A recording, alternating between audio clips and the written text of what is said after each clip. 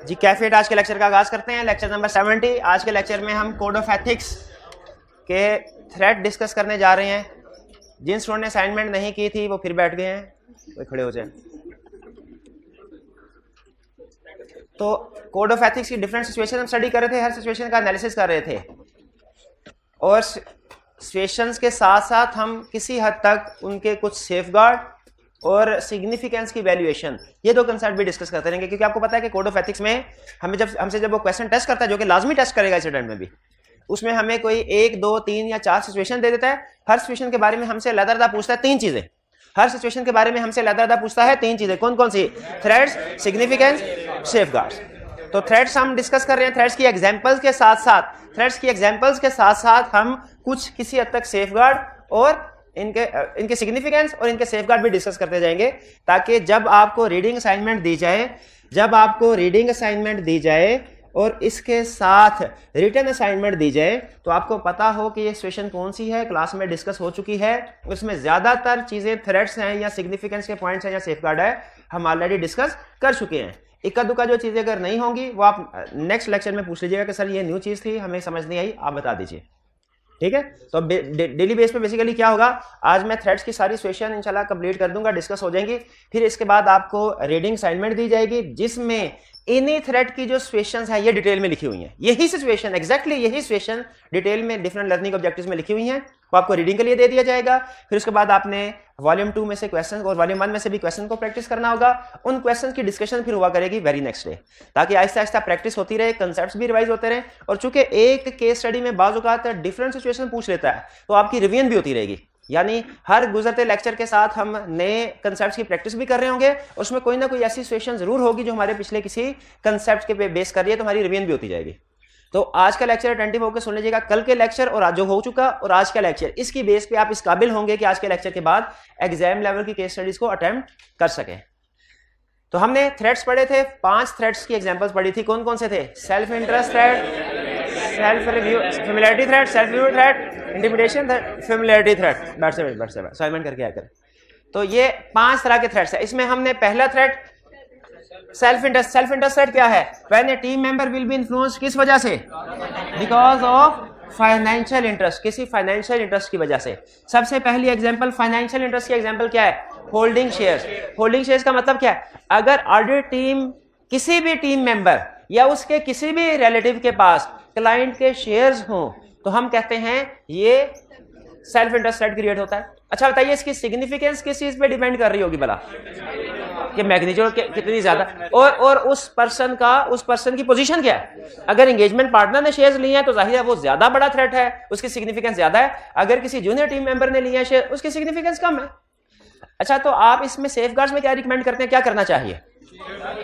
या तो शेयर्स को डिस्पोज कर दिया जाए या उस रेलिवेंट टीम मेंबर को रोटेट कर दिया जाए। शाबाश, बिल्कुल ठीक है। अच्छा, इसमें एक सेफगार्ड और ये भी होता है कि रोटेट करने से पहले या शेयर्स को डिस्पोज करने से पहले उस टीम मेंबर ने कुछ ना कुछ काम किया होगा। तो क्या उसका जो काम उसने शेयर को डिस्पोज करने से पहले या हमने उसको रोटेट किया उससे पहले उसने जो काम किया हुआ है उसको खत्म कर देना चाहिए, फाड़ के फेंक देना चाहिए, या एज इट इज यूज कर लेना चाहिए, या दरमियानी रास्ता निकाले के रिव्यू करवा लें किसी से, अगर इंडिपेंडेंटली काम ठीक किया है तो उसको यूज कर लें। बिल्कुल। तो इसमें एक सेफगार्ड ये भी आपको बहुत से थ्रेड्स में नजर आएगा कि एक इंडिपेंडेंट चार्टर्ड अकाउंटेंट को या एप्रोप्रिएट रिव्यूअर को अपॉइंट किया जाए ताकि वो उस इंडिविजुअल का वर्क रिव्यू कर ले जिसकी वजह से प्रॉब्लम क्रिएट हुई है कि उस इंडिविजुअल ने सही काम किया कि नहीं किया। Holding share clear. फिर लोन। अगर लोन लिया है क्लाइंट से लोन, तो वो उसमें कोड ऑफ एथिक्स 2 हिस्सों में डिवीजन करता है। कहते हैं अगर लोन किसी फाइनेंशियल इंटरेस्ट बैंक वगैरह से लिया है तो सिचुएशन हो रहा है, क्योंकि वो उनकी ऑर्डिनरी कोर्स ऑफ बिजनेस की ट्रांजैक्शन होती है। अगर ऑर्डिनरी कोर्स ऑफ बिजनेस की ट्रांजैक्शन है, मार्केट टर्म्स एंड कंडीशन पे है, तो कोई प्रॉब्लम नहीं है। लेकिन अगर लोन लिया है किसी ऐसे क्लाइंट से जो कि बैंक नहीं है, तो चूंकि उसकी ऑर्डिनरी कोर्स ऑफ बिजनेस की ट्रांजैक्शन नहीं है, फिर प्रॉब्लम है, उसकी फिर सिग्निफिकेंस भी ज्यादा होगी। थ्रेट इसमें सेल्फ इंटरेस्ट थ्रेट क्रिएट होगा। सिग्निफिकेंस डिपेंड करेगी कि लोन किससे लिया, फाइनेंशियल इंस्टीट्यूशन से या नॉन फाइनेंशियल इंस्टीट्यूशन से। सेफगार्ड में आप क्या रिकमेंड करते हैं, क्या होना चाहिए?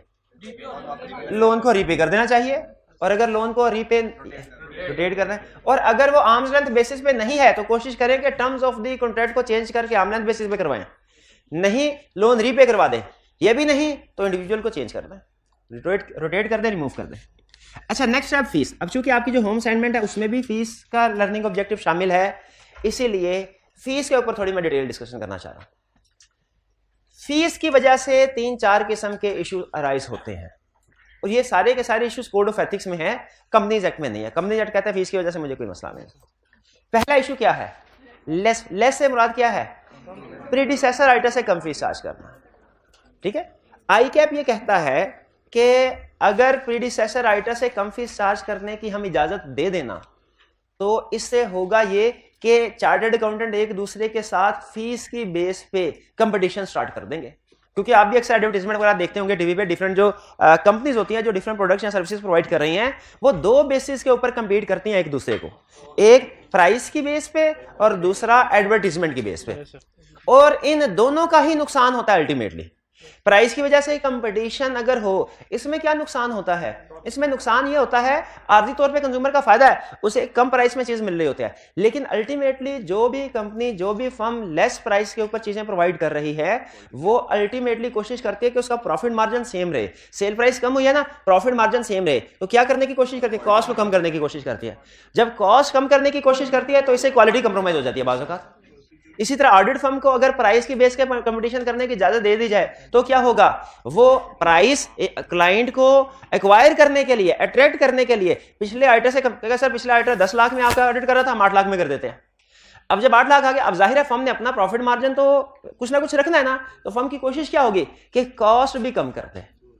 कॉस्ट कम करने के चक्कर में या तो वो ये काम करेंगे कि सीए आर्टिकल स्टूडेंट की बजाय किसी आईकॉम बीकॉम वाले स्टूडेंट से प्रोसीजर परफॉर्म करवा लेंगे, या वो कुछ प्रोसीजर को स्किप कर देंगे, जिनके ऊपर पैसे लगते हुए उन प्रोसीजर को स्किप कर देंगे, जिससे अल्टीमेटली ऑडिट क्वालिटी कंप्रोमाइज होती है। इसीलिए आई कैप ने कहा हम आपको प्राइस की बेस पे कंपटीशन नहीं करने देंगे। इवन एडवर्टाइजमेंट की बेस पे भी कंपटीशन करने की इजाजत नहीं है। आप सीए फर्म्स के एडवर्टाइजमेंट नहीं देखते होंगे, आई कैप ने मना किया हुआ है, क्योंकि अगर एडवर्टाइजमेंट करने की इजाजत दे दी उसी तरीके से, अगर एडवर्टाइजमेंट करने की इजाजत दी जिस तरीके से आम कंपनीज करती हैं, तो आपको पता है आम कंपनियां टीवी पे खुद देखते होंगे, पूरा पाकिस्तान देख रहा होता है कि वो बजाय पहले एडवर्टाइजमेंट का कंसेप्ट ये होता था अपनी प्रोडक्ट के फीचर्स को प्रमोट किया जाता था, अब अपनी प्रोडक्ट के साथ साथ कंपेटिटर्स की प्रोडक्ट को डिग्रेड भी किया जाता है। तो इस तरीके से अगर एक दूसरे को चार्टर्ड अकाउंटेंट डिग्रेड करना शुरू कर देंगे तो अल्टीमेटली जो काउंटिंग प्रोफेशन, ऑडिट प्रोफेशन है, इसके बारे में नेगेटिव इमेज बनेगा लोगों का। आई कैप ने इसीलिए दोनों को, ये याद रखिएगा, दोनों तरह के कंपटीशन को मना किया हुआ है, प्राइस कंपटीशन को भी, एडवर्टाइजमेंट वाली बात फिर हम पढ़ेंगे, आज प्राइस की बात कर रहे हैं फीस की, कि प्रीडिसेसर ऑडिटर से कम फीस चार्ज करना इसीलिए मना किया हुआ है। इसको नाम देते हैं अंडरकटिंग। अंडरकटिंग अलाउड नहीं है, एक सूरत में अलाउड है, अगर quantum and scope of work कम हो, यानी पिछले साल की निस्बत इस साल क्लाइंट का स्कोप काम और स्कोप जो है वो कम हो जाए। फॉर एग्जांपल क्लाइंट पिछले साल एक्सपोर्ट भी करता था, लोकल सेल भी करता था, इस साल अब एक्सपोर्ट खत्म होगी, सिर्फ लोकल सेल करता है, वॉल्यूम ऑफ बिजनेस भी कम है, नंबर ऑफ ट्रांजैक्शंस कम है, वॉल्यूम ऑफ बिजनेस कम है, तो इस साल quantum and scope of work कम होने की वजह से कम फीस चार्ज कर सकते हैं। पिछले साल ब्रांचेस ज्यादा थी, इस साल ब्रांचेस कम है। नॉर्मल हालात में क्लाइंट को 10 लाख पिछले साल फीस चार्ज की, इस साल 6 लाख फीस चार्ज करे, अंडरकटिंग है, इजाजत नहीं है। लेकिन अगर क्लाइंट की नंबर ऑफ ब्रांचेस कम हो जाएं, पिछले साल 100 थी, इस साल 60 हो जाएं, तो चूंकि quantum and scope of work कम हो गया, तो अब कम फीस चार्ज करने की इजाजत है। ये बात समझ आ गई? अच्छा, अब इसमें एक केस स्टडी सुन लीजिए और आपने एनालिसिस करना है कि इस सिचुएशन में आइटर फीस कम चार्ज कर सकता था कि नहीं। क्लाइंट ने आइटर से कहा सर आप इस साल की हमारी फीस कम चार्ज करें। आइटर ने कहा क्यों? उन्होंने कहा सर पिछले साल हम प्रॉफिट में थे, इस साल हमारा प्रॉफिट बहुत कम हो गया है, इस साल हमारा प्रॉफिट क्यों? क्योंकि हमारी सेल्स की ट्रांजैक्शंस कम हो गई है। सेल्स की ट्रांजैक्शन क्या कम फीस चार्ज की जा सकती है? नहीं, बल्कि उल्टा इसमें काम ज्यादा हो गया, क्योंकि प्रॉफिटेबिलिटी कम होने की वजह से रिस्क बढ़ गया हमारा, इस वजह से ये सिचुएशन में फीस कम चार्ज नहीं कर सकते। क्वांटम और स्कोप जब कभी आए ना आपके जहन में ये एग्जांपल आ जाए कि शायद इसका मतलब ये है कि ऑडिट से रिव्यू पे अगर शिफ्ट हो जाए तो कम फीस चार्ज कर सकते हैं, वरना इसका असल मतलब नंबर ऑफ ब्रांचेस से है। लेकिन स्कोप से मुराद या क्योंकि आपको पता है ऑडिट का स्कोप ज्यादा होता है, रिव्यू का स्कोप कम होता है। तो अगर स्कोप कम हो, quantum of work, quantity of work कम हो, उस सूरत में फीस कम चार्ज कर सकते हैं, वरना नहीं। अगर ट्रांजैक्शन पिछले साल की निस्बत सेल्स की भी और परचेज की भी डबल हो जाएं, लेकिन किसी एबनॉर्मल लॉस की वजह से, इवेंट की वजह से, अर्थक्वेक की वजह से क्लाइंट लॉस में चला गया, क्या इस बेस पे कम फीस चार्ज कर सकते हैं? नहीं कर सकते। ये प्रीडिसेसर आइटर से कम फीस क्लियर हो गया, चार्ज कर सकते हैं कि नहीं? सिर्फ किस सिचुएशन में चार्ज कर सकते हैं? अगर quantum and scope of work कम हो। चले ये तो डिस्कस कर दिया। फिर इसके बाद कंटिंजेंट फी, कंटिंजेंट फी के बारे, अच्छा इसमें आगे कुछ फैक्टर्स बता रहा है और सेफगार्ड्स बता रहा है। फैक्टर्स वैल्यूएट करने में क्या बता रहा है, कह रहा है हाँ अगर सम टाइम ऐसा होता है कि कोई थर्ड पार्टी, कोई रेगुलेटर अगर फीस डिसाइड कर दे ना ऑडिटर की, जैसे कोड डिसाइड कर दे, तो उस पे ये कोड ऑफ एथिक्स अप्लाई नहीं होगा। उस सूरत में हम उसको थ्रेट कंसीडर नहीं करेंगे, क्योंकि रेगुलेटर्स को तो इजाजत है, ठीक है, रेगुलेटर्स को इजाजत है कि वो अपनी फीस, जैसे कोड ने कोई अगर फीस पिछले साल की निस्बत कम ऑडिटर की डिसाइड कर ली, प्रॉब्लम नहीं है, ठीक। और इसके सेफगार्ड में कहता है कि क्या करना चाहिए, कब के सेफगार्ड, जब आपने quantum and scope of work देखा कम है, पिछले साल की निस्बत इस साल quantum and scope of work कम है, अगर कम है तो कम फीस चार्ज कर सकते हैं, हाँ कर सकते हैं, लेकिन स्टिल आपने क्लाइंट को कम्युनिकेट करना है कि सर हमारा quantum and scope of work पिछले साल की निस्बत इस साल कम है। कहीं क्लाइंट ये ना समझ रहा हो कि quantum and scope of work उतना ही होगा जितना पिछले साल था, फीस लेकिन कम हो गई। ये थे फीस हमारी अंडरकटिंग। दूसरा फीस का जो इशू है, हाँ रिव्यूअर की, अच्छा देखिए मैं क्लास में ना मेन कंसेप्ट्स कवर करवाऊंगा, एक एक लाइन कवर नहीं करवाऊंगा। आपको रीडिंग असाइनमेंट इसीलिए दिया है कि आप उसको जाके रीड करें, इसमें जो मजीद पॉइंट होंगे और अगर कोई पॉइंट समझ में नहीं आता तो फिर हम नेक्स्ट लेक्चर में उसको डिस्कस करेंगे।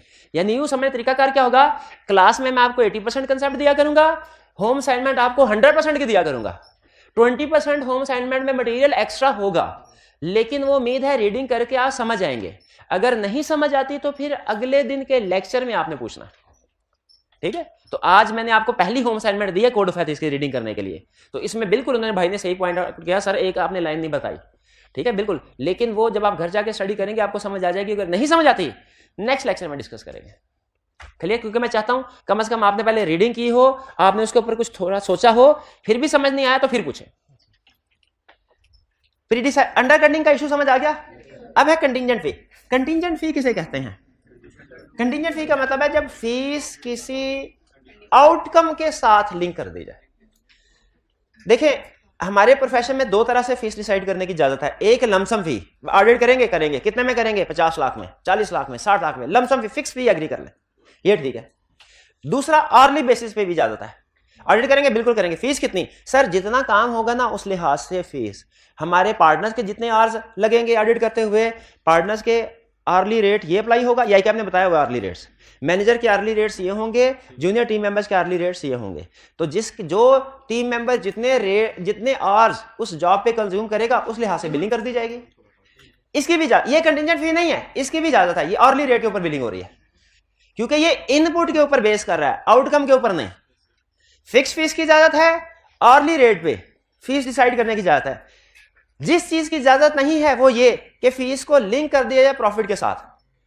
फीस कितनी होगी जी, प्रॉफिट का 10%, प्रॉफिट का 20%, इसमें फिर आइटर इंडिपेंडेंट नहीं रहता, आइटर की कोशिश होता है प्रॉफिट ज्यादा से ज्यादा हो। फीस किसके ऊपर डिपेंड कर रही है जी, टाइप ऑफ ओपिनियन के ऊपर। ये भी कंटिंजेंट फी की एग्जांपल है कि अनमोडिफाइड ओपिनियन होगा फीस ज्यादा होगी, क्वालिफाइड ओपिनियन होगा फीस कम होगी, एडवर्स ओपिनियन होगा बराए नाम फीस होगी। ये भी कंटिंजेंट फी है। फीस को ना प्रॉफिट के ऊपर बेस करना चाहिए, ना फीस को टाइप ऑफ ओपिनियन के ऊपर बेस करना चाहिए। क्लाइंट अगर आपको कहे सर फीस, हम कहें जितनी मिस स्टेटमेंट्स निकलेंगी हर मिस स्टेटमेंट के 10,000 पे, बताइए क्या ये अलाउड है? फिर नहीं, क्योंकि इसमें ऑडिटर का प्रोफेशनल स्केप्टिसिज्म टू हाई हो जाएगा। वो तो सिर्फ उसका फाइनेंशियल स्टेटमेंट फोकस नहीं रहेगा, उसका फोकस रहेगा मिस स्टेटमेंट्स, इसकी भी इजाजत नहीं है। अच्छा एक और एग्जांपल, अगर क्लाइंट कहे सर आप अगर 3 महीनों में रिपोर्ट दें हमें तो फीस होगी 50 लाख, और अगर 1 महीने में रिपोर्ट दे दें फीस होगी 1 करोड़, क्या इसकी इजाजत है? ये भी कंटिंजेंट फी है। हाँ, क्योंकि जल्दी काम करने के चक्कर में हो सकता है सफिशिएंट एप्रूव्ड ऑडिट एविडेंस ना ले। ये आर्ली रेट के ऊपर बेस नहीं कर रहा, आर्ली रेट के ऊपर बेस कर रहा होता तो टाइम कम होने की वजह से फीस कम होती, ठीक है। तो ये आर्ली रेट पे नहीं है, ये बल्कि इंसेंटिव है ऑडिटर के लिए कि जल्द से जल्द ऑडिट कंप्लीट करे। तो कंटिंजेंट फी एक केस में और पूछ लिया उसने। अच्छा कंटिंजेंट फी याद रखिएगा, एश्योरेंस सर्विसेज में भी इजाजत नहीं है, नॉन एश्योरेंस सर्विसेज में भी इजाजत नहीं है इसकी। एक केस स्टडी में क्लाइंट ने कहा सर आप हमारे ऑडिटर तो हैं, हमारा टैक्स का काम भी आप संभाले, टैक्स रिटर्न वगैरह आप फाइल किया करें, टैक्स डिस्प्यूट हो वो आप हैंडल किया करें। हमने कहा ठीक है, फीस कितनी? उसने कहा सर जितना टैक्स सेव करेंगे 50% आपका 50% हमारा। क्या ये कंटिंजेंट फी है? ये कंटिंजेंट फी है, इसकी इजाजत नहीं। तो कंटिंजेंट फी का रूल समझ आ गया, कंटिंजेंट फी होती क्या है, और इसका रूल समझ आ गया। रूल क्या है इसका? कि इंश्योरेंस सर्विसेज के लिए भी इजाजत नहीं है, और अगर कोई ऑडिटर अपने ऑडिट क्लाइंट को नॉन इंश्योरेंस सर्विसेज प्रोवाइड कर रहा हो उसकी भी इजाजत नहीं है, उस सूरत में भी ये डिसअलाउड है। और अगर क्लाइंट आपसे कंटिजेंट फी ऑफर कर रहा है या आपको पता चला कि मैनेजर ने एग्री कर लिया, क्या करें, उसको चेंज कर दे। कंटिजेंट फी की टर्म्स को चेंज करके किसके ऊपर ले आए, या तो फिक्स बेस के ऊपर या ऑर्ली रेट के बेस के ऊपर। Contingent fee okay, undercutting okay जी मेरे भाई। हाँ, अगर कोई कोर्ट वगैरह कोई फिर अगेन वही बात, रेगुलेटर अगर फीस डिसाइड कर ले उसकी इजाजत है, उसकी इजाजत है जी। हाँ बिल्कुल, अगर वो रेगुलेटर जिस भी बेसिस के ऊपर फीस डिसाइड करे वो बेसिस फिर अलाउड समझी जाएगी। क्योंकि प्रैक्टिस में बात ऐसे होता है कि ऑडिटर है ना, कोई उसे कंपनी वाइंड अप हो रही है, लिक्विडेटर अपॉइंट कर दिया, तो लिक्विडेटर को बाज़ कहा जाता है कि जितने के एसेट डिस्पोज करेंगे ना 1% आपको कमीशन मिलेगा, ताकि वो ज्यादा से ज्यादा वैल्यू पे एसेट्स को डिस्पोज करे। तो है ये भी कंटिजेंट फी, लेकिन इस सूरत में इजाजत है। क्यों इजाजत है? क्योंकि ये कोर्ट ने डिसाइड किया। तो कोर्ट अगर डिसाइड कर ले, और ये तो बल्कि पूरे कोड ऑफ एथिक्स का रूल समझ लें कि कोर्ट ने अगर कोई चीज डिसाइड कर ली तो उसकी इजाजत है, वो हमारी बढ़िया। बिल्कुल। ओवरड्यू फीस, ओवरड्यू फीस का मतलब क्या है कि फीस काफी अरसे से पे नहीं हुई। अच्छा, इसमें मसला क्या होता है? मसला ये होता है कि बाज़ औक़ात जब ऑडिटर क्वालिफाइड या एडवर्स या डिस्क्लेमर ऑफ ओपिनियन एक्सप्रेस करता है ना, तो क्लाइंट को, मैनेजमेंट को गुस्सा तो बहुत आता है। लेकिन चूंकि अपॉइंटमेंट वगैरह शेयर होल्डर की तरफ से होती है तो मैनेजमेंट कुछ कर नहीं सकती। मैनेजमेंट फिर एक काम करती है, क्या वाला, ऑडिटर की फीस रोक लेती है। और ये एक तरह से उनका तरीकाकार होता है ऑडिटर को प्रेशराइज करने का कि अगले साल भी हम देखेंगे, अगर तो तुमने अगले साल भी क्वालिफाइड ओपिनियन दिया फिर अगले साल की फीस भी रोक लेंगे, वरना अगले साल चलो दोनों सालों की फीस दे देंगे। तो अगर केस स्टडी में हमसे ये कहे कि ऑडिटर को पता आप रिपोर्ट साइन करने लगे और आपको पता चला कि पिछले साल की फीस भी अभी पे नहीं हुई, तो आप क्या करेंगे? आप फौरन रुक जाएंगे, आप कहेंगे मैं देख लूं कहीं इस साल भी क्वालिफाइड ओपिनियन तो नहीं दे रहे। फीस रिकवर करवाने के चक्कर में क्या अब आप ये कोशिश करेंगे ना? हो सकता है कि आप क्लाइंट को फेवर देने की कोशिश करें। इसीलिए कोड ऑफ एथिक्स ने कहा कि जब ऑडिटर ऑडिट रिपोर्ट साइन करो ना नेक्स्ट ईयर की, याद रखें फीस ड्यू कब होती है? भला फीस ड्यू कब होती है? जब ऑडिट रिपोर्ट साइन हो जाती है। तो ये जिस साल की ऑडिट रिपोर्ट साइन हुई उस साल की फीस ड्यू है, लेकिन ये ओवर ड्यू कब होगी? जब अगला साल आ जाएगा, एक साल गुजर जाएगा और अभी भी पे नहीं हुई फीस। नॉर्मली फीस 2-3 महीने में पे हो जानी चाहिए, लेकिन पूरा साल गुजर गया, अगले साल का ऑडिट शुरू हुआ, अगले साल का ऑडिट खत्म होने के भी करीब है और अभी तक पिछले साल की फीस पे नहीं हुई। क्या थ्रेट है? बिल्कुल सेल्फ इंटरेस्ट थ्रेट है कि ऑडिटर पैसे रिकवर करने के चक्कर में हो सकता है क्लाइंट को फेवर देने की कोशिश करे, क्लाइंट को खुश करने की कोशिश करे। इस सिचुएशन में होना क्या चाहिए? कोड ऑफ एथिक्स ये कहता है स्टेप नंबर 1, आप क्लाइंट के साथ डिस्कस करें और उसे कन्विंस करे कि वो पिछले साल की जो ओवरड्यू फीस है, जिसे 1 साल हो गया अभी तक पे नहीं हुई, उसे पे कर दे। सारी ना सही, कम से कम सिग्निफिकेंट पोर्शन पे करवा लें। Step number 1। स्टेप नंबर 2, चूंकि पॉसिबिलिटी है कि फीस को सामने रखते हुए अगर क्वालिफाइड ओपिनियन था आपने ना दिया हो, तो बेहतर है किसी एप्रोप्रिएट क्वालिटी कंट्रोल रिव्यूअर को एंगेज करें, किसी इंडिपेंडेंट चार्टर्ड अकाउंटेंट को एंगेज करें और वो आपके काम का रिव्यू कर ले कि क्या हमने सारे प्रोसीजर और एविडेंस और कंक्लूजन ठीक ड्रॉ किए कि नहीं। क्लियर? ये कौन से वाला पॉइंट हो गया? ओवरड्यू फीस के लिए। क्लियर हो गया? क्या ओवरड्यू फीस समझ आ गया क्या होती है? पिछले साल की फीस जिसको 1 साल से ज्यादा अरसा हो गया और अभी तक पे नहीं हुई, वो है ओवरड्यू फीस। अच्छा, इसमें 2 पॉसिबिलिटीज है, 2। एक है प्रीडिसेसर ऑडिटर की फीस ओवरड्यू है और एक है हमारी ही पिछले साल की फीस ओवरड्यू है। अगर तो प्रीडिसेसर ऑडिटर की फीस ओवरड्यू है ना, इसमें कोड ऑफ एथिक्स का पॉइंट ऑफ व्यू स्ट्रिक्ट है। वो कहता है अगर प्रीडिसेसर ऑडिटर की फीस ओवरड्यू है ना, अभी तक पे नहीं हुई, तो आपने एक्सेप्ट ही नहीं करना जब तक कि फीस पे ना हो जाए। हाँ, अगर आपकी फीस पेंडिंग है पिछले साल की, एक्सेप्ट कर सकते हैं, लेकिन रिपोर्ट साइन करने से पहले रिपोर्ट साइन करने से पहले सारी की सारी फीस रिकवर करवा लें। और अगर थोड़ी बहुत भी पेंडिंग रह गई है ना, तो आपने रिव्यूअर से अपने काम को रिव्यू करवा लेना। क्लियर? ये था हमारा ओवरड्यू फी। नेक्स्ट, रेफरल फी।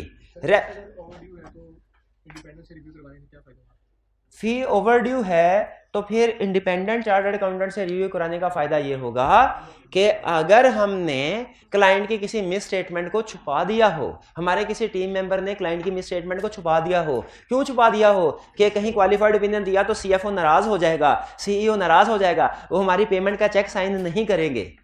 इसलिए हो सकता है कि मिस स्टेटमेंट को छुपा दिया हो या किसी जगह पे क्लाइंट को कोई फेवर दे दी हो अनड्यू। इंडिपेंडेंट रिव्यूअर आके चेक कर लेगा कि कहीं ये फेवर तो नहीं दी गई, सारे प्रोसीजर जो स्टैंडर्ड ने कहे थे वो पूरे हो गए कि नहीं हो गए। इंडिपेंडेंट रिव्यूअर का ये काम है। इंडिपेंडेंट रिव्यूअर समझते हैं किसको कहते हैं? किसको? जो हमारी हो सकता है हमारी ही फर्म के अंदर या समटाइम फर्म से बाहर का कोई बंदा हो, और उसे हम क्या कहते हैं, सर हमने सारा ऑडिट कर लिया है, अब आप आके चेक कर ले कहीं कोई प्रॉब्लम तो नहीं है। ठीक है, इसमें अब चले रिव्यू की बात चल पड़ी है तो सुन लें। ये रिव्यू दो तरह के होते हैं। एक तो ये है कोड ऑफ एथिक्स के मुताबिक बात कर रहा हूं, कोड ऑफ एथिक्स के मुताबिक। एक तो ये है कि अगर किसी हमारी टीम है 10 बंदों की, उसमें सिर्फ इन्हीं भाई ने शेयर खरीदे थे या इन्हीं के कोई क्लोज रिलेटिव थे क्लाइंट में एम्प्लॉय, तो हम एडिशनल चार्टर्ड करेंगे, काम का रिव्यू करवाएंगे, लेकिन वो किसके काम का होगा? सिर्फ इनके काम का। और अगर थ्रेट ज्यादा हो, ऐसा हो जिसका इफेक्ट पूरी फाइनेंशियल स्टेटमेंट्स या पूरे ऑडिट पे आ सकता है, फिर भी हम किसी एडिशनल चार्टर्ड अकाउंटेंट को एंगेज करते हैं, लेकिन फिर सिर्फ इंडिविजुअल का रिव्यू करने के लिए, काम रिव्यू करने के लिए नहीं, बल्कि पूरे के पूरे ऑडिट का क्वालिटी कंट्रोल रिव्यू करने के लिए, पूरी के पूरी एंगेजमेंट का काम चेक करने के लिए। तो ये ना दो मिलती जुलती टर्म्स सेफगार्ड में यूज होंगी। कभी कहेगा कि किसी इंडिविजुअल को एंगेज करें to review the work performed by individual, और कभी कहेगा पूरे का पूरा क्वालिटी कंट्रोल रिव्यू करवा ले। तो बेसिकली दोनों में फर्क क्या होगा? अगर किसी इंडिविजुअल की वजह से मसला है ना, तो खुद सोचें, सिर्फ उसी इंडिविजुअल के काम को चेक करवाना चाहिए, हर बंदे के काम को चेक करवाने की जरूरत नहीं है बाहर के बंदे से। लेकिन अगर थ्रेट ऐसा है कि उसमें बड़ा थ्रेट है, तो उसमें क्या करना चाहिए? फिर पूरे का पूरा क्वालिटी कंट्रोल रिव्यू करवा लेना चाहिए। जैसे आपके ख्याल में प्रोबेबली आपकी जजमेंट की बेस पे अगर ये फीस पिछले साल की पेंडिंग हो, तो हमें पूरे के पूरी एंगेजमेंट का क्वालिटी कंट्रोल रिव्यू करवा लेना चाहिए, सबके काम को, या कि सिर्फ किसी स्पेसिफिक इंडिविजुअल के काम को रिव्यू करवाना चाहिए? सबके काम को। खैर, तो ये हो गया ओवरड्यू फी। अच्छा, रिव्यू होना चाहिए कि नहीं होना चाहिए? इसे तो एग्री करते हैं ना, ये तो मैं डिफरेंस बता रहा हूं, और आपके सर हमारा तो ख्याल है रिव्यू ही नहीं होना चाहिए। पॉसिबिलिटी है ना कि हमने फेवर दे दी होगी क्लाइंट। नेक्स्ट, रेफरल फी। रेफरल फी का मतलब क्या है कि हमारे पास एक ABC company and chartered accountants है, एक डीईएफ है। एबीसी के बाद क्लाइंट आया, क्लाइंट ने कहा सर हमें कंसल्टेंसी सर्विसेज प्रोवाइड कीजिए। एबीसी कंपनी ने कहा हम तो सिर्फ ऑडिट करते हैं, कंसल्टेंसी सर्विसेज नहीं। या हम सिर्फ, फॉर एग्जांपल उसने ऑडिट का कहा था, वो फर्म कहती है हम सिर्फ कंसल्टेंसी सर्विसेज प्रोवाइड करते हैं, ऑडिट सर्विसेज नहीं। क्लाइंट ने कहा अच्छा। फिर एबीसी ने कहा लेकिन ठहर जाए, हम डीईएफ एक कंपनी को जानते हैं, वो बहुत अच्छी ऑडिट सर्विसेज हम नहीं प्रोवाइड करते, लेकिन वो बहुत अच्छी सर्विसेज प्रोवाइड करती है, आप उधर चले जाए। वो बंदा हमारे पास आ गया, हमने उसके साथ एग्रीमेंट कर लिया, और हमारा असल में उस party ABC company chartered accountant के साथ एग्री हुआ था कि जितने क्लाइंट वो हमें भेजेगा, हर क्लाइंट का 50,000 चेक उसे भेजेंगे, 50,000 का। हमने उसे चेक भेज दिया। क्या इसमें कोई प्रॉब्लम है? यह है रेफरल फी। रेफरल फी से कहते हैं, इसमें सेल्फ इंटरेस्ट रेट राइज होता है। किस वजह से राइज होता है? हो सकता है ABC company and chartered accountants जो है वो अपना 50,000 की फीस रिकवर करवाने के लिए किसी क्लाइंट को गलत मशवरा दे दें। हम हो सकता है इतनी अच्छी सर्विसेज प्रोवाइड ना करते हो, लेकिन क्लाइंट हमारे पास भिजवा दे। क्यों हमारे पास भिजवा दे? क्योंकि उसे 50,000 कमीशन मिलेगा, referral commission. Code of ethics कहता है इसमें थ्रेट राइज होता है। सेफगार्ड क्या है? कहता है आप पहले क्लाइंट को डिस्क्लोज कर दें। क्लाइंट को पता होना चाहिए कि जो उसे मशवरा दिया जा रहा है, इस मशवरे के पीछे सवाब की नीयत नहीं है, 50,000 का चेक है। फिर क्लाइंट की मर्जी है, वो उस वक्त आना चाहे तो आए, और जाहिर है क्लाइंट एक दफा सोचेगा कि वाकई ये सही एडवाइस दे रहे हैं कि नहीं मुझे। तो referral fee clear. Referral fee की वजह से जो मसला आता है वो भी क्लियर। अच्छा, आप एग्री करते हैं कि ये चारों जो इश्यूज हैं, ये चारों इनमें कोई ना कोई थ्रेट राइज होता है, कोई ना कोई प्रॉब्लम राइज होती है। ये सिचुएशन किसी भी ऑडिट पे आ गई तो हमारी इंडिपेंडेंस को कंप्रोमाइज कर सकती हैं, हमारे ऑडिट को अफेक्ट कर सकती हैं। इस बात पे मुतमिन हैं? चले ठीक है, ये मेन इशू है। बाकी कोई एक थ्रेड समझ में आया, एक नहीं आया, 3 थ्रेड थे, एक आ गया, 2 नहीं आए, 4 सेफगार्ड लिखे थे, 2 क्लास में डिस्कस हो गए, 2 नहीं हुए, घर जाके रीड करने हैं, उनमें से फिर रीड करने से भी एक समझ आ गया, एक समझ नहीं आया। ये इश्यूज रूटीन के हैं, ये चलते रहेंगे, डिस्कस होते रहेंगे, साथ साथ क्लियर भी होते रहेंगे। लेकिन मेन इशू ये है कि आपको ये समझ आ जाए कि हाँ इस सिचुएशन की वजह से प्रॉब्लम क्रिएट हो रही है। क्लियर? अच्छा, अब इसके बाद फीस, फिर फीस के बाद आज हमने डिस्कस जो आपको होम असाइनमेंट के तौर पे देना है फेमिलियरिटी थ्रेट, और कौन सा लर्निंग ऑब्जेक्टिव है फीस के अलावा? Financial interest. अच्छा, फाइनेंशियल इंटरेस्ट हो गया, फीस का भी हो गया, फेमिलियरिटी, अच्छा नहीं इसमें क्या है, फैमिली एंड पर्सनल रिलेशनशिप। हाँ जी, चलिए ये असल में मैं ये चाह रहा हूँ पहले जो असाइनमेंट जो है दिया वो टॉपिक कवर करवा दूं, बाद में फिर दूसरे करवा दूंगा, क्योंकि डिस्कशन बाद का जब निकलती है किसी साइड पे तो फिर वो फैल जाती है, उसको लेक्चर उसमें भी हो सकता है नहीं मर जाए। तो मैं इंश्योर करना चाहता हूं कम से कम जो असाइनमेंट आपको दी गई है वो कंसेप्ट डिस्कस हो जाए। Family and personal relationship. Family and personal relationship का मतलब क्या कि ऑडिटर टीम मेंबर में से कोई भी उसका रिलेटिव कोई क्लाइंट में किसी अहम पोजीशन पे काम कर रहा हो, क्लाइंट में किसी अहम पोजीशन पे काम कर रहा हो, तो इसे कहते हैं फैमिली एंड पर्सनल रिलेशनशिप। क्या कहते हैं? Family and personal relationship. अच्छा, कोड ऑफ एथिक्स रिलेशनशिप को 3 तरह से क्लासिफाई करता है, 3 तरह से। कोड ऑफ एथिक्स रिलेशनशिप को कितनी तरह, जो ऑडिटर के रिलेटिव्स हैं, टीम मेंबर के रिश्तेदार हैं, कोड ऑफ एथिक्स उनको कितने हिस्सों में क्लासिफाई करता है? 3। रिलेटिव्स की 3 टाइप। एक immediate family member,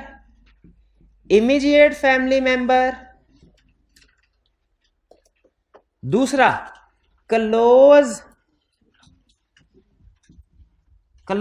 family member, तीसरा close relative. Code of ethics रिश्तेदारों को कितने हिस्सों में डिवाइड करता है? 3 हिस्सों में। पहला इमीडिएट फैमिली मेंबर, यह है स्पाउस और डिपेंडेंट चाइल्ड। माइनर को, हाँ माइनर, इससे मुराद माइनर, लेकिन माइनर को यहां पे क्या कहता है? Dependent child. यह है immediate family member. Close family member कौन है? बहन भाई, वालदैन, ठीक है, ये क्लोज फैमिली मेंबर है। और जो चचा ताया, उनके बेटे, बच्चे, फूफियां, दोस्त, बचपन का दोस्त, इन सब के लिए कौन सी टर्म है? Close relative. फर्क समझ आया? अच्छा, अब एक अजीब बात सुने और फिर आपने मुझे उसकी जस्टिफिकेशन देनी है, उसके बाद एक सवाल पूछूंगा। अजीब बात क्या है? कोड ऑफ एथिक्स ये कहता है कि ऑडिटर के 3 तरह के रिलेटिव्स हो सकते हैं। पहले बेसिक रूल, अगर टीम मेंबर का, किसी भी टीम मेंबर का कोई भी रिलेटिव क्लाइंट में काम कर रहा है, किसी पोस्ट पे काम कर रहा है, तो इससे फेमिलियरिटी थ्रेट राइज होता है। ये बात समझ आती है? फिर कहता है रिलेटिव्स 3 तरह के हैं। एक इमीडिएट फैमिली मेंबर, यानी अगर कोई स्पाउस क्लाइंट में मार्केटिंग डायरेक्टर है, हम कहेंगे इमीडिएट फैमिली मेंबर काम कर रहा है क्लाइंट पे। अगर भाई क्लाइंट में मार्केटिंग डायरेक्टर है, हम कहेंगे क्लोज फैमिली मेंबर। और अगर बचपन का दोस्त है कोई, क्लोज रिलेटिव। एक्सप्लेन करने के बाद 3 टाइप्स कोड ऑफ एथिक्स बड़ी अजीब बात करता है, जिसे हमें गुस्सा आ गया। उसने कहा रिलेटिव किसी भी टाइप का हो, थ्रेट तीनों सिचुएशन में अराइज होगा, फेमिलियरिटी थ्रेट। हमें गुस्सा आ गया। हमें गुस्सा क्यों आया? हमने कहा अगर तीनों में ही थ्रेट राइज होता है, इसमें भी, तो फिर हमें 3 टाइप्स क्यों बढ़ाई? लेवल सिग्निफिकेंट को वैल्यूएट करने के लिए। सिग्निफिकेंस को वैल्यूएट, आपको बताया था ना कल, जब रिलेटिव क्लाइंट में काम कर रहा हो तो सिग्निफिकेंस ऑफ थ्रेट किस पे डिपेंड करेगी? पहला, जो इधर वाला बंदा है उसकी ऑडिट टीम में क्या पोजीशन है, दूसरा क्लाइंट वाले बंदे की क्लाइंट में क्या, और तीसरा नेचर ऑफ रिलेशनशिप। तो इस केस में थ्रेट तीनों में राइज होगा। इसमें सिग्निफिकेंस ज्यादा है, इसमें कम, इसमें ज्यादा दरमियाने थ्रेट। तो ये बात समझ आ गई। 3 टर्म्स मैंने आपको बता दी, immediate family member, close family member, close, और फिर ये भी बता दिया थ्रेट तीनों में राइज होता है, और फिर ये भी बता दिया अगर तीनों में थ्रेट राइज होता है तो फर्क किस चीज का है? सिग्निफिकेंस का। शाबाश, तो ये क्लियर हो गया। अच्छा, अब मुझे बताइए, अगर पता चले कि हमारे टीम मेंबर मैनेजर है, उसका भाई क्लाइंट में इन्वेंट्री मैनेजर है, थ्रेट राइज हुआ? कौन सा थ्रेट राइज हुआ? Familiarity threat. अच्छा अब आगे सुनते जाएं, क्या एक सिचुएशन में एक से ज्यादा थ्रेट राइज हो सकते हैं? फिर से बताइए, एक सिचुएशन में एक से ज्यादा थ्रेट राइज हो सकते हैं? हमें क्या करना चाहिए? सारे बताने चाहिए। अच्छा अब जैसे जैसे मैं सोचवाऊं आपने वैसे वैसे सोचना है, क्योंकि अगर बहुत ज्यादा सोचेंगे ना, गौर से सुनिएगा, अगर बहुत ज्यादा सोचेंगे तो हर सिचुएशन में हर थ्रेट फिट हो जाएगा। बहुत ज्यादा सोचेंगे ना तो हर सिचुएशन में हर थ्रेट है। आपने सिर्फ उस हद तक सोचना है कि जो थ्रेट लिखे हुए हैं वो समझ आ जाए। जो ये बात में रखिएगा, लिखे हुआ, क्योंकि जो कोड ऑफ एथिक्स लिख दिया उसके बाद हम जजमेंट अप्लाई नहीं करते। सुन ले, हाँ समझ के लिख दो, समझा, इसलिए समझा रहा हूं। भाई क्लाइंट पे मैनेजर है इन्वेंट्री डिपार्टमेंट में, फेमिलियरिटी थ्रेट राइज होता है, समझ आती है? अब सुने, भाई को क्लाइंट से सैलरी भी तो मिल रही है, क्या वो सैलरी भी हमारे घर में हमारी फैमिली में नहीं आ रही? तो इसका मतलब इस सिचुएशन में फेमिलियरिटी थ्रेट के साथ सेल्फ इंटरेस्ट थ्रेट भी राइज हो रहा है। ठीक है, सेल्फ इंटरेस्ट भी राइज, समझ आ गई? अच्छा मुझे बताइए, अगर हम ऑडिट कर रहे हैं, क्लाइंट को पता चल गया कि ये भाई हैं दोनों, क्लाइंट ने हमारे भाई से कहा, पहले प्यार से कहा, आपका भाई ऑडिट टीम का ऐसा है, वो बहुत ज्यादा वाउचर मांग रहा है, उसे कहे जरा वाउचर, ये 4-5 वाउचर्स निकाल दें। और भाई ने हमसे कहा, ओ भाई कर दे तेरी। ये फेमिलियरिटी थ्रेट है। ये क्या है? फेमिलियरिटी थ्रेट है। हमने बात नहीं मानी। फिर सीएफओ ने हमें फोन किया, उन्होंने कहा लगता है आपको अपने भाई की नौकरी नहीं भी आ रही, इंटिमिडेशन थ्रेट। तो बताइए कि अगर कोई रिलेटिव क्लाइंट पे काम कर रहा है, कौन कौन से थ्रेट राइज हो रहे? Familiarity threat, self interest threat, intimidation. इससे आगे नहीं ना इससे ज्यादा सोचना है ना इससे कम सोचना है। इससे ज्यादा सोचेंगे तो मजीद थ्रेट आ जाएंगे, वो भी गलत है। इससे कम सोचेंगे तो थ्रेट कम हो जाएंगे, वो भी नंबर कट जाएगा। सिर्फ इतना ही सोचना है। क्लियर? हाँ, क्योंकि असल में कोड ऑफ एथिक्स ना प्रैक्टिकल सिचुएशन को सामने बनाए जाते हैं। वो सारी प्रैक्टिकल सिचुएशन मैं आपके साथ शेयर नहीं कर सकता। बाजुकात किसी ऐसी सिचुएशन को सामने रख के थ्रेट लिख दिया जाता है जो कि अभी आप उसके साथ फेमिलियर नहीं है। मैं अगर उसे समझाऊंगा भी ना तो बहुत टाइम लग जाएगा, फिर भी शायद आपको समझ आए ना आए, क्योंकि वो प्रैक्टिकल एक्सपोजर नहीं है ना, लिमिटेशन है। तो फिर इस सिचुएशन में हमारे पास क्या हल होता है? बेहतरीन हल क्या होता है? रट्टा भाई 3 थ्रेट थे ना, 2 समझ आ गए, बस तीसरा थ्रेट उस सिचुएशन से रिलेट करता है जो अभी आपने नहीं पढ़ी समझी, जो प्रैक्टिस में तो याद कर लो। तो सम टाइम में आपसे कहा, आप आएंगे ना कल, तो आप कहेंगे सर ये 3 थ्रेट थे, 2 समझ आ गए, 1 नहीं समझ आया, क्यों है? हाँ, तो मैं पहले आपको हो सकता है कि किसी एग्जांपल से समझाने की कोशिश करूं, समझ आ जाए ठीक है, नहीं समझ आए तो मैं क्या कहूंगा, रट्टा लगाएं आगे चले। क्योंकि हमारा पहला मकसद नॉलेज हासिल करना, प्रैक्टिकल नॉलेज, कि नॉलेजफुल पर्सन हो, नॉलेज इज पावर, ये नहीं है। पहला मकसद क्या है? पेपर पास करना। जो नॉलेज जितना जरूरी होगा प्रैक्टिस में जाके, आर्टिकल इसीलिए है, और किस लिए आर्टिकल? इसी चीज के लिए। Family and personal relationship. अच्छा बताइए, अभी तो आपने थ्रेट बताए, सिग्निफिकेंस बताइए, सिग्निफिकेंस किस चीज पर डिपेंड करती है?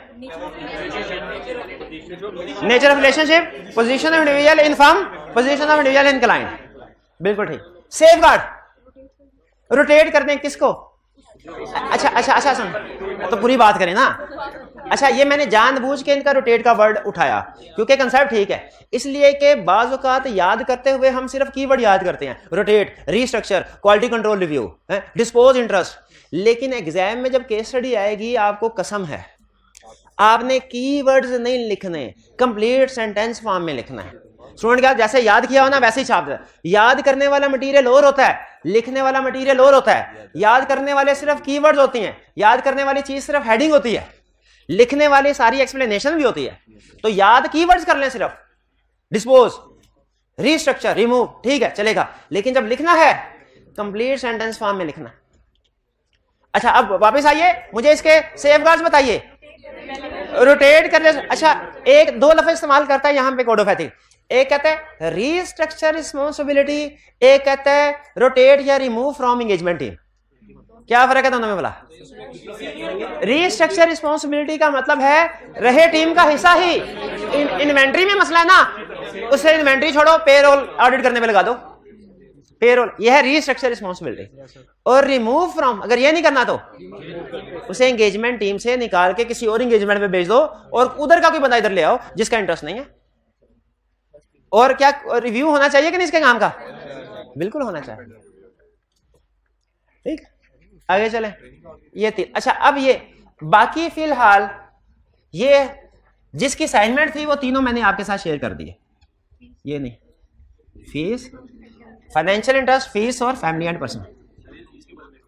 अच्छा, अब आगे अब मैं सिग्निफिकेंस और सेफगार्ड, वो वाले पॉइंट जो बहुत सी सिचुएशंस में रिपीट होते हैं, सारे नहीं बहुत से।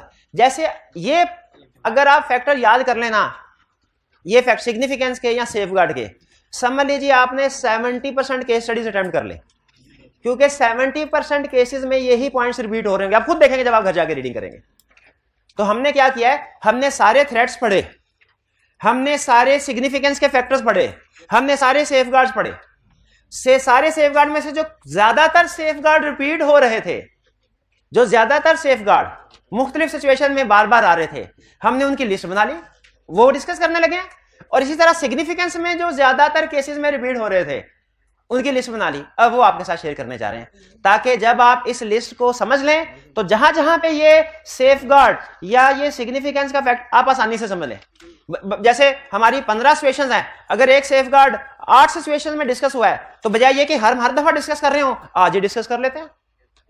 अच्छा, ये लेकिन याद रखें, ये वो है जो फ्रीक्वेंटली सिचुएशंस में आएंगे, ये वो नहीं है जो हर सिचुएशन के कॉमन है। फर्क समझ आ रहा है दोनों में?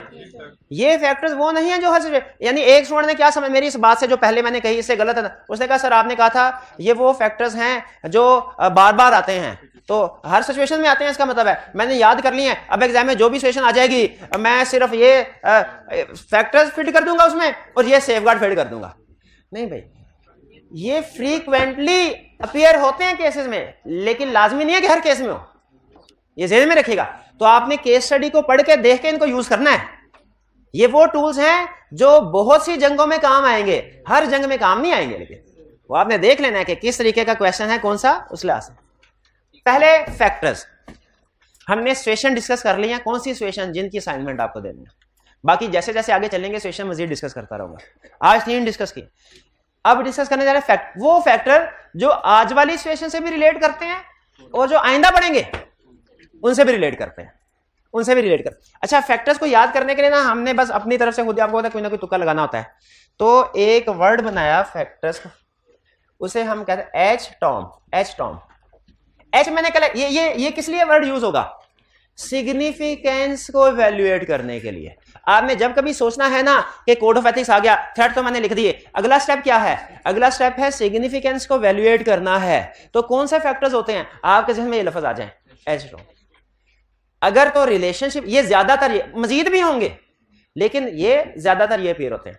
इसमें एच का मतलब है 3 पॉइंट, कौन कौन से, हम इधर हमारे वाला बंदा किस पोजीशन पे है, क्लाइंट वाला बंदा किस पोजीशन पे है, नेचर ऑफ रिलेशनशिप क्या है दोनों में, क्लियर। फिर इसके बाद टी का मतलब क्या है, टाइम पीरियड, कितना अरसा हो गया, कितना अरसा हो गया। जैसे वो ये कहता है ज्यादा अरसे तक अगर आप क्लाइंट का ऑडिट करें ना तो इससे भी फेमिलियरिटी थ्रेट राइज हो जाता है।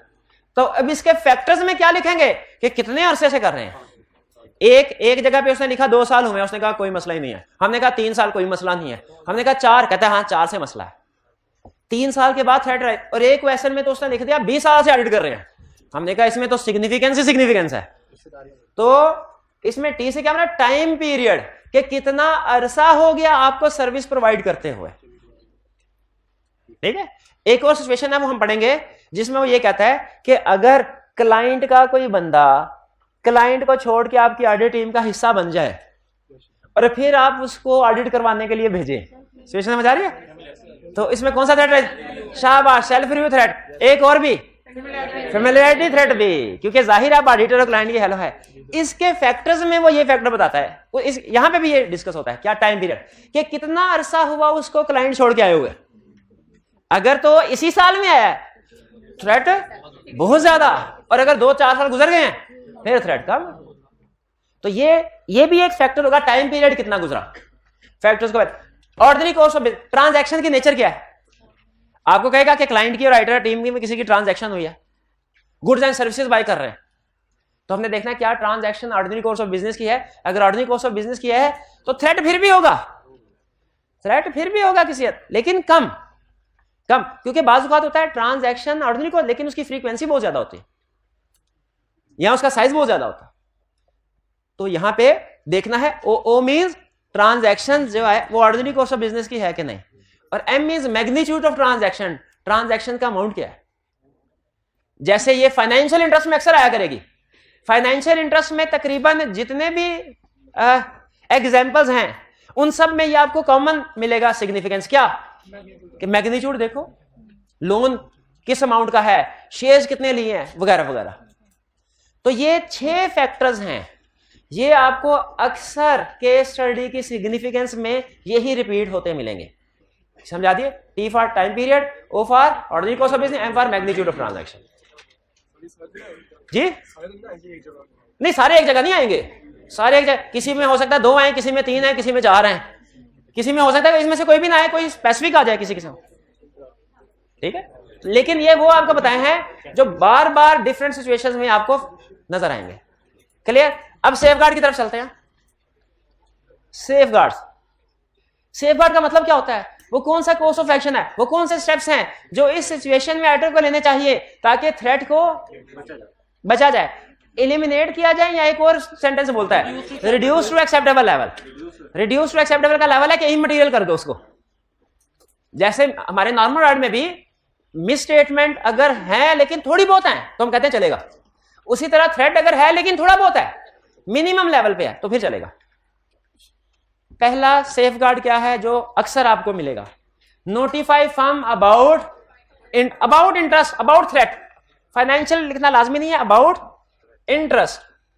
मुझे एक चीज बताइए, क्या थ्रेट्स सिर्फ पार्टनर्स की वजह से राइज हो सकते हैं क्या टीम मेंबर की वजह से? फिर बताइए, क्या थ्रेट सिर्फ पार्टनर या टीम मेंबर की वजह से राइज हो सकते हैं कि टीम मेंबर के रिलेटिव की वजह से भी? अच्छा बताइए, अगर किसी टीम मेंबर या उसके रिलेटिव की वजह से थ्रेट राइज हो गया है, पार्टनर को, फर्म को कैसे पता चलेगा? वो रात को सोए होंगे, उन्हें ख्वाब आएगी, ओह ये हमारा टीम मेंबर है, इसका ये थ्रेट है, ऐसे होगा? ऐसे नहीं होगा। कैसे पता चलेगा?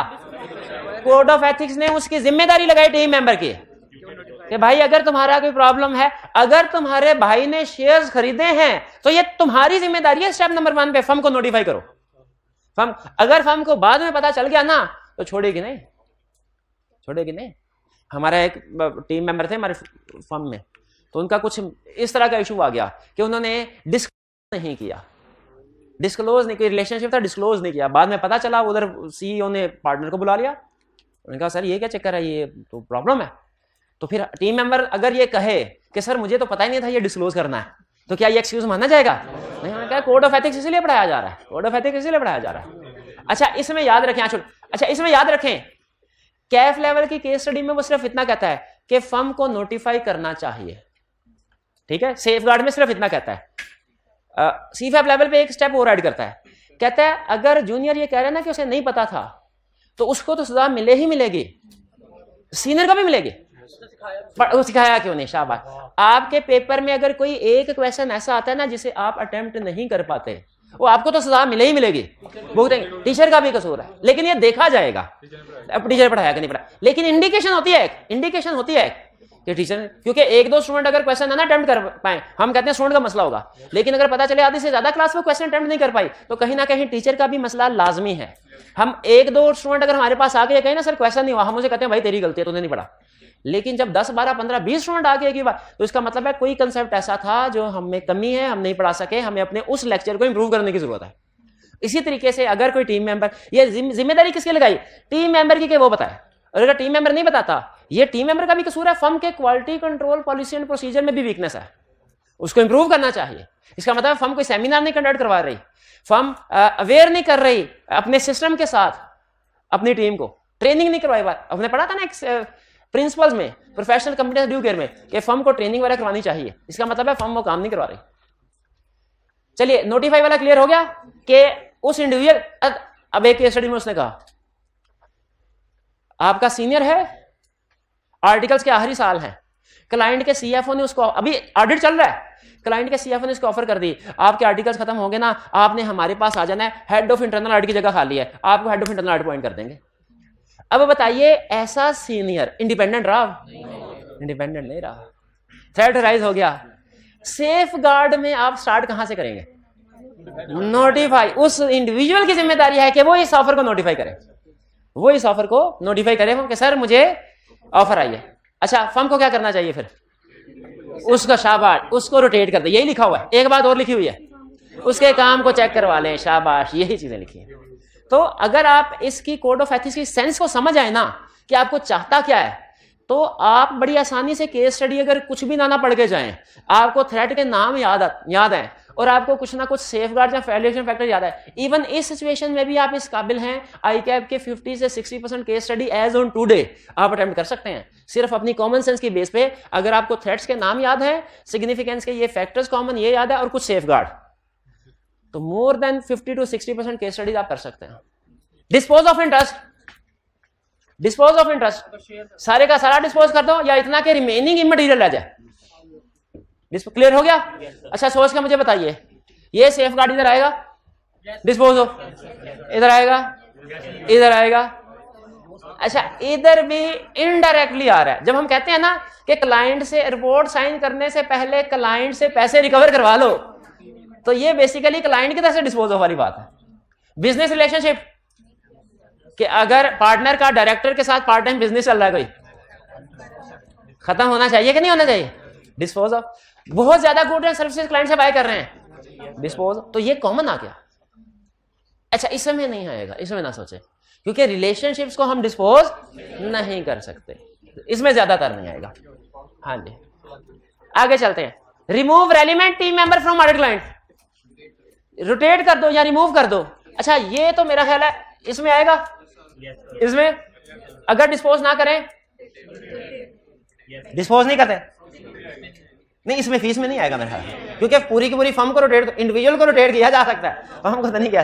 बिजनेस रिलेशनशिप में आएगा, बाइंग गुड्स में आएगा, फैमिली पर्सनल रिलेशनशिप में, लॉन्ग एसोसिएशन में, एम्प्लॉय रहा है कोई, गिफ्ट ले लिया किसने, कोई क्लाइंट को फाइनेंशियल स्टेटमेंट बना के दें, तो ये आपने देखा, ये अक्सर आपको नजर आए। इसी तरह एप्रोप्रिएट रिव्यूअर को फाइंड कर लें, ये भी हाँ तकरीबन भाई क्लियर हुआ ये। अच्छा, आप मुझे बताइए, कोड ऑफ एथिक्स की केस क्वेश्चन कैसे टेस्ट करेगा आपसे? वो हमें 1, 2 या 3 सिचुएशन दे देगा, और उसकी रिक्वायरमेंट क्या होगी? हर सिचुएशन के बारे में क्या बताएं? 3 चीजें। कौन कौन सी? Threat, significance, safeguard. थ्रेट्स हमने डिस्कस कर लिए कुछ सिचुएशंस के, सिग्निफिकेंस डिस्कस कर ली जो ज्यादातर अपेयर होती है। अब इसमें कोई नई सिग्निफिकेंस का फैक्टर आता है जो आपको समझ में नहीं आएगा, वो आप पूछ लीजिएगा नेक्स्ट लेक्चर में। और फिर सेफगार्ड। क्लियर? एक प्रॉब्लम जब मैं आपको बता दूं, जो आप खुद से जब घर असाइनमेंट कर रहे होंगे तो आपको फेस करना पड़ सकती है, वो ये जो फैक्टर्स है ना, फैक्टर्स, सिग्निफिकेंस, ये समझ आ जाती है क्योंकि ये कॉमन सेंस पे डिपेंड कर रहे होते हैं। समझ आ रही होती है, अच्छा ये कह रहे तो क्यों कह रहा है। कोर्स ऑफ एक्शन भी बहुत आसानी से समझ आ जाते हैं कि ये लाइन लिखी है, ये स्टेप लिखा है तो क्यों लिखा है। कोर्स ऑफ एक्शन भी आसानी से समझ आ जाते हैं। सेफगार्ड, थ्रेट्स जो है ना, जिन सिचुएशन में तो सिर्फ एक थ्रेट है वो बड़ी आसानी से समझ आ जाता है।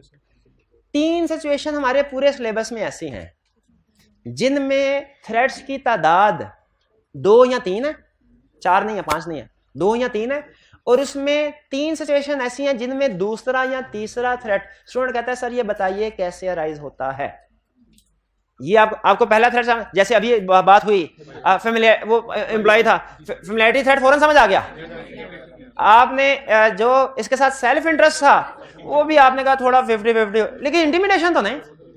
या हो सकता है कुछ स्टूडेंट्स को इंटिमिडेशन अराइज हो गया, वो सेल्फ इंटरेस्ट तो नहीं अराइज होता, पैसे ऑडिटर की जेब में थोड़ी जा रहे हैं। लेकिन यहां पे फिर मैं क्या कहूंगा कि रटा लगाएं जो लिखा होगा, क्योंकि आईकैप जब इस केस स्टडी को टेस्ट करता है सोल्यूशन में यही थ्रेट होते हैं, और मार्किंग स्कीम में भी उसने इन्हीं थ्रेट्स के मार्क्स दिए होते हैं। अगर आप नहीं लिखेंगे एक थ्रेट, आधा नंबर काट लेगा वो। ठीक है, 3 थे, 2 लिखे, 1 समझ नहीं आया इसलिए नहीं लिखा, तो बेहतर है समझ आए। हम पूरी कोशिश करेंगे समझ भी आए, लेकिन आपको बताया पूरे कोड ऑफ एथिक्स में इंशाल्लाह सेफगार्ड सारे समझ आ जाएंगे, आपको सिग्निफिकेंस के फैक्टर्स भी सारे समझ आ जाएंगे, थ्रेट में भी तकरीबन सारी सिचुएशन समझ आ जाएंगी, लेकिन 2-3 सिचुएशंस के 2-3 थ्रेट ये समझ। तो आपको पता है इस तरह की सिचुएशन में हमारी अप्रोच क्या होती है, रटा लगाओ आगे चलो, रटा लगाओ आगे चलो। क्लियर? अच्छा, आज की होम असाइनमेंट नोट कर लीजिए। ये होम असाइनमेंट आपकी कोड ऑफ एथिक्स की पहली असाइनमेंट है, लाजमी चेक करनी है मैंने, लाजमी असाइनमेंट चेक करनी है मैंने, ये ध्यान में रखें। रिटन फॉर्म में, और सिर्फ कीवर्ड्स नहीं, कंप्लीट सेंटेंस फॉर्म में। ये नोट कर ले, ये पिक्चर ले लें, इसकी बाद में आपने कहना सर ये क्वेश्चन था और ये नहीं था। ये अच्छा ये है 11 क्वेश्चन नंबर 11 का पार्ट 2 है ये 11 को नहीं रीडिंग ये लर्निंग ऑब्जेक्टिव करने हैं। ये क्वेश्चन 9 11 पार्ट 2 ये वॉल्यूम 1 के क्वेश्चन जो आपने राइटिंग में करने हैं और ये वॉल्यूम 2 के क्वेश्चन जो राइटिंग में करने हैं। असाइनमेंट पहले रीडिंग करनी है लेकिन रीडिंग के बगैर असाइनमेंट ना कीजिएगा, समझ नहीं आएंगे क्वेश्चन। पहले रीडिंग करें सारी, फिर उसके बाद इस क्वेश्चन को भी रिटन फॉर्म में अटेम्प्ट करना है, इन क्वेश्चन को भी रिटन फॉर्म में अटेम्प्ट करना है। क्लियर? और ये हर क्वेश्चन में मुझे चाहिए, हर क्वेश्चन के 3 हेडिंग मुझे चाहिए। कौन कौन सी हेडिंग? पहली थ्रेड, दूसरा सिग्निफिकेंस, तीसरा सेफगार्ड। शाबाश शाबाश बेहतरीन। जी आज का लेक्चर यहाँ पे खत्म करते हैं हम। अल्लाह हाफिज।